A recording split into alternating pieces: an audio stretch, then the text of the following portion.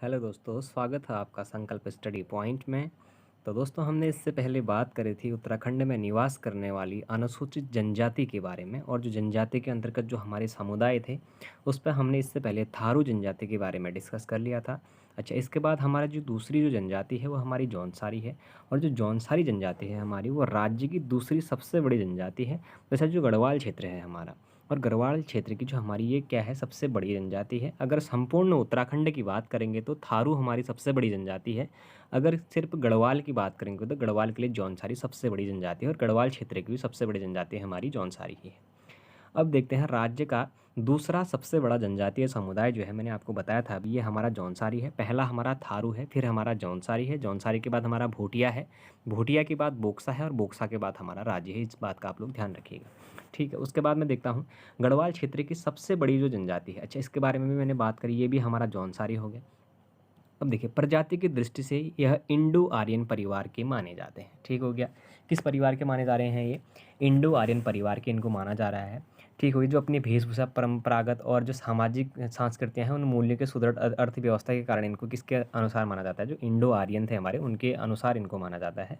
और जो जौनसारी लोगों का जो निवास स्थान है वो हमारा लघु हिमालय के उत्तरी पश्चिमी भाग का जो भावर क्षेत्र है दोस्तों। हमारे भावर जो हमारा चक्राता, देहरादून का जो चक्राता क्षेत्र पड़ता है हमारा, वो वाला एरिया हो गया। और जैसे कालसी है, त्यूनी है, लाखा मंडल हो गया, जौनपुर क्षेत्र जो इसके अंतर्गत आता है वो हमारा ये भावर क्षेत्र आता है, जो लघु हिमालय और उत्तर पश्चिमी भाग का हिस्सा है, ठीक हो गया। अच्छा, इसके बाद फिर बात करते हैं। अच्छा, फिर देखिए, जो हमारा जौनसार भावर क्षेत्र की जो मुख्य भाषा है, ठीक हो गया। तो हमारी जो जौनसार भाबर क्षेत्र की जो मुख्य भाषा है वो हमारी जौनसारी भाषा है। अच्छा, प्रजाति व जाति के ये लोग जो हैं ये मंगोल और डोमो प्रजाति के मिश्रण के लोग पाए जाते हैं। कौन सी जनजाति में?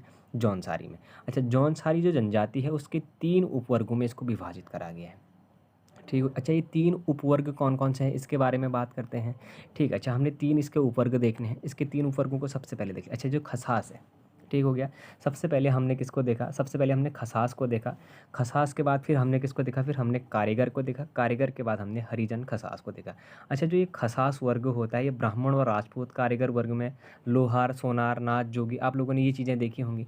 अच्छा, इसके अंतर्गत कौन कौन सी चीज़ें आती हैं हम उसके बारे में बात करें। अच्छा, जो हमारा एक खसास है, खसास के अंतर्गत हमारा एक तो ब्राह्मण आता है, दूसरे हमारे कौन से आते हैं? राजपूत आते हैं, ठीक हो गया।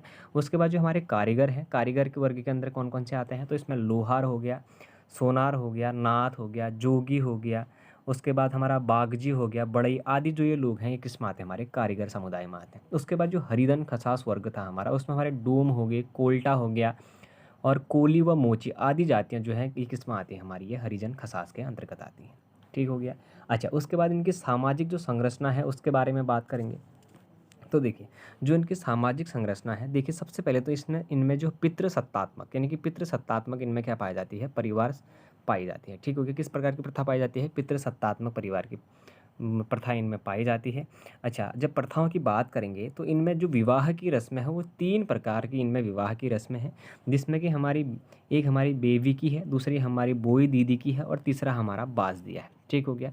अच्छा, इसमें से जो हमारा ये बाज दिया है दोस्तों, ये बाज दिया सबसे महत्वपूर्ण विवाह है इनका। ये विवाह सबसे ज़्यादा शानो शौकत से कराया जाए। अच्छा, शानो शौकत कहने का मतलब ये है, इसमें मतलब कहने का मतलब ये है कि बाजे गाजे के साथ जो कन्या पक्ष है, समझ रहे हैं? जो कन्या पक्ष है, कन्या पक्ष वर पक्ष के घर जाएगी और फिर जाके शादी होगी। अब प्रचलित क्या प्रथाएं क्या हैं? जो वर पक्ष है, वर पक्ष वधु पक्ष के घर शादी लेके जाता है, लेकिन जो हमारी ये बाज दिया विवाह है ये सबसे शानो शौकत वाली विवाह भी है। इसमें क्या करता है, जो हमारी कन्या पक्ष के जो लोग होते हैं वो लोग क्या करते हैं? बाजे गाजे लेकर जो वर पक्ष है उसके घर जाते हैं और फिर ये शादी संपन्न होती है। इसी को कौन सी विवाह कहा गया? हमारा बाज दिया विवाह कहा गया। अच्छा, जौनसारी में 3 विवाह की रस्में हैं, इसको आप ध्यान दीजिएगा। एक तो वेवी की हो गया, दूसरा हमारा बोई दीदी की हो गया, तीसरा हमारा बाज दिया हो गया, जिसके बारे में हमने डिस्कस कर लिया है, ठीक हो गया। अच्छा, फिर देखते हैं इसके बाद। अच्छा, फिर देखिए, जौनसारी जनजाति में पितृगृह में लड़की को ध्यांति कहा जाता है। अच्छा, जब पितृगृह कहने का मतलब है अपने पिता के घर में उसको ध्यांति कहा जाता है। अच्छा, और विवाहोपरांत, ठीक हो गया। अच्छा, विवाहोपरांत यानी कि पति के घर में उसको क्या कहा जाता है? रियंती कहा जाता है। कहने का मतलब है मायके में उसको ध्यांति कहा जाता है और ससुराल में उसको रियंती कहा जाता है, ठीक हो गया। अच्छा, अब धर्म और समुदाय की बात करेंगे तो जो हमारे जौनसारी लोग हैं, जौनसारी लोग लगभग सभी हिंदू धर्मों को ही मानते हैं, और ये अगर देवी देवताओं की बात करेंगे तो महासु हो गया, वासिक हो गया, बोठा, पवासी व चोलदा को अपने इष्ट देव मानते हैं। अच्छा, इसमें से एक महासु है, महासु को ये क्या मानते हैं, अपना प्रमुख देवता मानते हैं। अच्छा, महासु बोले तो महाशिव की बात कर रहे हैं, ठीक हो गया। इनके सर्वमान्य कहेंगे फिर महत्वपूर्ण जो देवता है हमारे, वो कौन हो गया, हमारे महासु हो गया। अच्छा, महासु किस जनजाति का प्रमुख देवता है कहेंगे तो किसका हो गया, हमारा जौनसारी जनजाति का हो गया, ठीक है। अच्छा, देहरादून में रहने वाले जौनसारी खुद को किसका वंशज मानते हैं। अच्छा, जो देहरादून में रहते हैं वो जौनसारी खुद को किसका वंशज मान रहे हैं, वो खुद को किसका वंशज मान रहे हैं, वो पांडवों का वंशज खुद को मान लेते हैं, ठीक हो गया। अच्छा, इसके बाद फिर बात करते हैं, अब देखिए जौनसारी जनजाति का प्रमुख तीर्थ स्थल की बात करेंगे तो जौनसारी जो जनजाति है हमारी, इसका जो प्रमुख तीर्थ स्थल है वो हमारा हनौल है दोस्तों, ठीक हो गया। अच्छा, हनौल इनका प्रमुख तीर्थ स्थल है, ठीक हो गया। इसके अलावा देखिए जो लाखा मंडल हो गया, थैना, कालसी भी इनके मंदिर हैं। लेकिन अगर हनौल की बात करेंगे तो इनका क्या प्रमुख तीर्थ स्थल है, किसका, जौनसारी जनजाति का, ठीक हो गया। अच्छा, सांस्कृतिक और गतिविधि, अगर सांस्कृतिक गतिविधियों की बात करेंगे तो सांस्कृतिक गतिविधि में जैसे बिस्सू है, देखो देखो ये जो बिस्सू है दोस्तों, इस बिस्सू को बैसाखी भी कहा जाता है, ठीक हो गया। इसी बिस्सू को बैसाखी कहा जाता है। अच्छा, मैंने दूसरी चीज़ पंचाई या पांचो लिखा है। अच्छा, जो ये पांचाई और पांचो होता है इसको ये लोग दशहरा कहते हैं, ठीक हो गया। उसके बाद देखिए फिर दियाई की बात आई है। अच्छा, दियाई को क्या बोलते हैं, दियाई को बोलेंगे दीपावली, ठीक हो गया। अच्छा, उसके बाद माघ त्यौहार इनमें मनाया जाता है। अच्छा, उसके बाद जो ये नुणाई जो एक त्यौहार है, ये भेड़ पालकों के आगमन पर इसको क्या करा जाता है, मनाया जाने वाला त्यौहार है, जिसको नुणाई त्यौहार कहा जाता है। उसके बाद जागड़ा हो गया और अठोई हो गया। अच्छा, जो अठोई जो हमारा त्यौहार है, ये अठोई त्यौहार किसको कहा जाता है, हमारा जन्माष्टमी को कहा जाता है, ठीक है। मैं एक बार और रिपीट कर रहा हूँ, ध्यान देना। जो मैंने बिस्सू की बात करी, बिस्सू बैसाखी को कहते हैं, पांचों या फिर पंचाई किसे कहेंगे, दशहरा को कहते हैं, दियाई ये लोग दीपावली को कहते हैं, माघ त्यौहार इनमें मनाया जाता है, जो नुणाई त्यौहार है जौनसारी का प्रमुख त्यौहार है, और भेड़ पालकों के घर वापसी यानी कि आगमन, शीत ऋतु में आगमन के तौर पर यह नुणाई उत्सव मनाया जाता है। जागड़ा उत्सव जौनसारियों में मनाया जाता है, और जो अठोई है, अठोई को जन्माष्टमी के पर्व पर मनाया जाने वाला त्यौहार है, ठीक है। उसके बाद बात करते हैं, अच्छा वीर केसरी मेले की बात करेंगे तो वीर केसरी मेला आप लोगों ने सुना होगा, वीर केसरी चंद को 1945 में, कब, 1945 में इनको फांसी की सज़ा हुई थी लाल किले के प्राचीर पर, ठीक हो गया। वीर केसरी चंद को 3 मई 1945 को, इसीलिए 3 मई को चौलीथ हाथ में अमर शहीद केसरी चंद के बलिदान दिवस पर क्या मनाया जाता है, हमारा वीर केसरी मेला मनाया जाता है, ठीक है।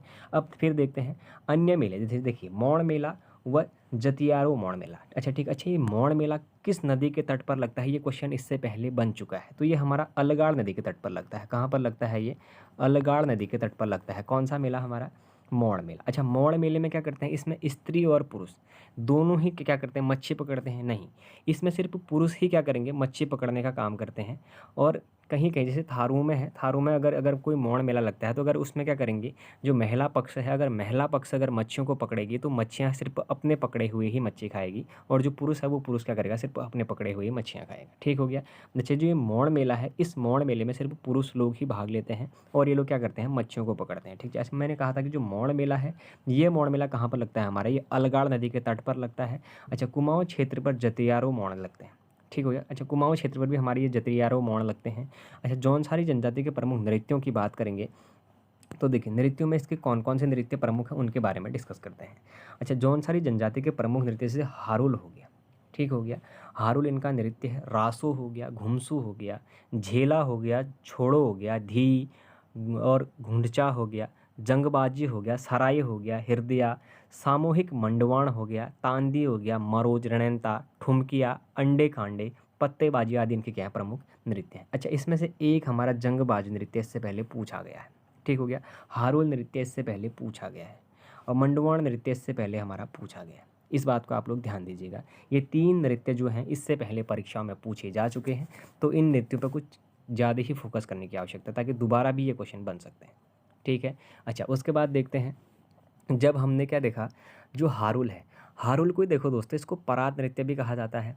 फिर मैंने रासू, घुमसू, झेला, छोड़ो, धी और घुंडचा, जंगबाजी, सराय, हरदिया, सामूहिक मेड़वण, तांदी, मरूज, त्रिनयनताल, और उसके बाद ठुमकिया, बराड़ी, गुंडीचा, रास जो हमने रास हुआ, रासो या फिर झेला, ये जो नृत्य हैं ये किसके हैं, हमारे जौनसारी के हैं। अच्छा, एक चीज़ देखिएगा, जो हारुल है, हारुल मांगल, छोड़ो, सिलोंग, केदार छाया, गोंडवाड़ा, रणारात, वारसू आदि इनके क्या प्रमुख लोकगीत भी हैं, ठीक हो गया, ये इनके क्या है, लोकगीत भी हैं। अच्छा, एक चीज़ का ध्यान दिया आपने, अच्छा जो हमारा हारुल वो नृत्य भी था, नृत्य के साथ साथ वो हमारा लोकगीत भी था, ध्यान दीजिएगा। अब कभी अगर आपको पता है कि हारुल अगर नृत्य है, अगर आप लोगों ने ये नहीं पढ़ा है कि ये लोकगीत भी, अगर हारुल में अगर नृत्य आपका ऑप्शन नहीं है तो लोकगीत उसका आंसर होगा, इस बात का ध्यान दीजिएगा। ठीक है, हारुल नृत्य भी है, हारुल आपका लोकगीत भी है। ठीक है, अच्छा उसके बाद हमने शिलोंग, केदार छाया, गोडवाड़ा, रणाराध, वारसू, इनके जो लोकगीत थे उनकी बात करी। अच्छा, इसके बाद फिर आगे देखते हैं, आर्थिक गतिविधियों की बात करेंगे तो आर्थिक गतिविधियों में कृषि व पशुपालन इनके प्रमुख व्यवसाय हैं। ठीक हो गया। अच्छा, कृषि और पशुपालन इनके क्या है, प्रमुख व्यवसाय हैं। अच्छा, अब एक चीज़ देखिएगा, जो कृषि और पशुपालन है इसका काम कौन कौन करता है, सबसे पहले उस चीज़ को देखते हैं। ठीक हो गया। अब देखिए, जो खसास वर्ग था हमारा, खसास वर्ग में ब्राह्मण और राजपूत थे। ठीक हो गया। जौनसारी काफ़ी संपन्न होती हैं, ये लोग काफ़ी संपन्न, कहने का मतलब है जो ये जौनसारी होंगे हमारे खसास वर्ग के, संपन्न होते होंगे, कहने का मतलब ये मालिक होते हैं। ठीक हो गया। उसके बाद जो कारीगर वर्ग होता है दोस्तों हमारा, कारीगर वर्ग जो जौनसारियों में क्या होता है, ये मेहनत मजदूरी आजीविका चलाने के लिए प्रायः आत्मनिर्भर वाला समुदाय होता है। कौन सा, कारीगर समुदाय। ठीक है, जो तीसरा वर्ग मैंने हरिजन और जो खसास वर्ग बताया था, उसमें क्या करते हैं, आर्थिक व सामाजिक दृष्टि से पहले से ही ये काफ़ी पिछड़ा हुआ वर्ग है, किंतु लेकिन क्या हो रहा है, सरकार इनके लिए क्या कर रही है, स्वयं प्रयास कर रही है, तो स्थिति इनकी निरंतर थोड़ा सा सुधार आ रही है इस पहले से। ठीक हो गया। अच्छा, हरिजन खसास वर्ग में कोल्टा जनजाति समुदाय जो है वो आर्थिक दशा बहुत ही दयनीय है अभी उसकी। ठीक हो गया। अच्छा, जो हरिजन खसास वर्ग है, उस हरिजन खसास वर्ग में भी कौन सा है हमारा, एक कोल्टा है दोस्तों, एक कोल्टा समुदाय है जिसकी स्थिति बहुत ही क्या है, भयानक है, लेकिन अभी थोड़ा बहुत उसकी जो स्थिति है वो सुधरने में आ रही है। ठीक हो गया। अच्छा, इसके बाद फिर बात करेंगे, अच्छा फिर देखिए, अब जौनसर भावर के प्रमुख व्यक्तियों की हमने बात करी थी। ठीक हो गया। अच्छा, प्रमुख व्यक्तियों की बात करी। अच्छा, इनमें एक चीज़ और देखिएगा दोस्तों, अब जो हमारी ये राजनीतिक अगर व्यवस्था की इनकी बात करेंगे तो राजनीतिक व्यवस्था में सबसे बड़ी बात दोस्तों, इनमें एक खुमरी नामक क्या होती है, एक समिति होती है, शायद मैं लिखना भूला हूँ। ठीक है, इनमें क्या होती है, ये एक खुमरी नामक इनकी क्या होती है, एक संस्था, या फिर इसको पंचायत कहते हैं, खुमरी नामक पंचायत। ठीक हो गया, खुमरी नामक पंचायत कहेंगे, फिर खुमरी नामक समिति किस जनजातीय समुदाय की पंचायत अगर बात करेंगे तो ये हमारी जौनसारी जनजाति की हो गई। ठीक है, इसके बाद अगर देखते हैं, अब देखिए जो खुमरी होता है दोस्तों, खुमरी को मैं आपको एक बार समझा देता हूँ कि खुमरी क्या है, क्योंकि इससे पहले ये खुमरी पूछा गया क्वेश्चन है कि खुमरी किसका, किसकी समिति है या फिर किसकी एक पंचायती समिति है करके क्वेश्चन इससे पहले पूछा गया है। तो जो राजनीतिक जो संस्था है ये हमारी जौनसारी की है, और इसमें आप लोग ध्यान दीजिएगा, गांव में जो प्रत्येक परिवार से क्या होता है, एक सदस्य खुमरी का सदस्य होता है, तो खुमरी का जो मुखिया होता है वो ग्राम सयाणा होता है। ठीक हो गया, ये क्वेश्चन इससे पहले पूछा गया, ग्राम सयाणा। ठीक हो गया। खुमरी का जो प्रमुख होता है वो कौन होता है हमारा, ग्राम सयाणा होता है। ग्राम सयाणा का मतलब क्या हो गया, जो गांव में सबसे वृद्ध व्यक्ति होंगे, जो सबसे बुद्धिजीवी व्यक्ति होंगे, तो उनको क्या करा जाता होगा यहाँ पे, ग्राम सयाणा के मुखिया के रूप में उसका पद धारण करते होंगे। ठीक हो गया। अच्छा, प्रत्येक परिवार से खुमरी का एक सदस्य भी होता है, मैंने बताया, और ग्राम का जो सयाणा होता है वो मुखिया जिसका होता है हमारा, खुमरी नामक जो हमारी पंचायत होती है, जो समिति होती है, उसका क्या होता है, प्रमुख होता है। ठीक हो गया। अच्छा, जौनसारी में प्रमुख व्यक्तियों की बात करेंगे तो प्रमुख व्यक्तियों में सबसे पहले हम वीर केसरी चंद को देखते हैं। अच्छा, वीर केसरी चंद का जो जन्म होता है दोस्तों 1 नवंबर 1920 को होता है। कब होता है, ये 1 नवंबर 1920 को इनका जन्म होता है। अच्छा, 1 नवंबर 1920 को चकराता के पास क्यावा गाँव में, क्यावा गाँव में इनका क्या हो जाता है, जन्म हो जाता है। ठीक हो गया। अच्छा, मैंने कहा था 3 मई 1945 को, आप लोगों ने ध्यान दिया होगा, इससे पहले मैंने बताया था कि 3 मई 1945 को, 3 मई 1945 को इनको क्या हुई थी, लाल किला के प्राचीर पर मैंने कहा था कि इनको क्या हुआ था, फांसी की सज़ा मिली थी। इसीलिए 3 मई को बलिदान दिवस के रूप में क्या करा जाता है, चौलीत हाथ पर एक मेला मनाया जाता है, जो किससे संबंधित है, हमारा वीर केसरी चंद से संबंधित है। अच्छा, उसके बाद बात करेंगे दूसरे व्यक्ति केदार सिंह की। अच्छा, जो केदार सिंह थे हमारी, ये हमारे बिसोई ग्राम के निवासी हैं, और जो केदार सिंह हैं वो जौनसार के प्रथम समाज सेवी हैं। क्या हैं ये, जौनसार के प्रथम समाज सेवी, प्रथम समाज सेवी हैं दोस्तों। ये कहाँ के हैं, जौनसार भाबर जो क्षेत्र है हमारा, अगर उसके बारे में बात करेंगे तो सबसे पहले जो हमारे समाज सेवी थे जौनसार भाबर क्षेत्र के, वो हमारे कौन हैं, केदार सिंह हैं। ठीक हो गया। फिर देखते हैं पंडित शिवराम को। ठीक है, पंडित शिवराम की बात करी तो देखिए, इनकी जो कविताओं की क्षेत्रीय भी कविता के लिए इनको प्रतिष्ठित किया गया था, या फिर इनको आशु कवि भी कहा जाता है। अच्छा, जो पंडित हमारे शिवराम है, जौनसार भावर के प्रथम कवि के नाम से इनको जाना जाता है, किसको, पंडित शिवराम को। ठीक हो गया। अच्छा, इनकी एक प्रसिद्ध रचना है जिसका नाम क्या है, वीर केसरी है दोस्तों। ठीक हो गया। इनकी एक प्रसिद्ध रचना है जिसका नाम क्या है, हमारा वीर केसरी, इनकी एक रचना है, किसकी, पंडित शिवराम की, ठीक हो गया।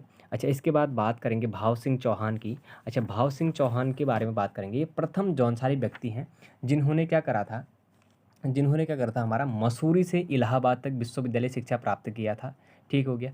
इसका अच्छा, जो हमारी यह भाव सिंह चौहान है, इनको ही हमारा फादर ऑफ जौनसार भाबर के नाम से भी इनको सम्मानित किया गया। किसको? जौनसार भाबर, क्योंकि मसूरी से इलाहाबाद तक के लिए क्या करते हैं, शिक्षा को ग्रहण किया था। अच्छा, नॉलेजेबल पर्सन थे, तो इसी के लिए इनको क्या कहा गया, फादर ऑफ जौनसार भाबर से नाम के इनको संबंधित, यानी फिर इनको क्या किया गया, संबोधित किया गया, ठीक है। फिर बात करेंगे हम गुलाब सिंह की। अच्छा, गुलाब सिंह को क्या कहा जाता है, तो गुलाब सिंह को जौनसार भाबर में राजनीतिक जागरूकता का जनक कहा जाता है, ठीक हो गया। किसका कहा जाता है, हमारा राजनीतिक जागरूकता का, ठीक हो गया। राजनीतिक जागरूकता का जनक किसे कहा जाता है, हमारा गुलाब सिंह को कहा जाता है, ठीक हो गया। इनका संबंध भी जौनसार भाबर से ही है।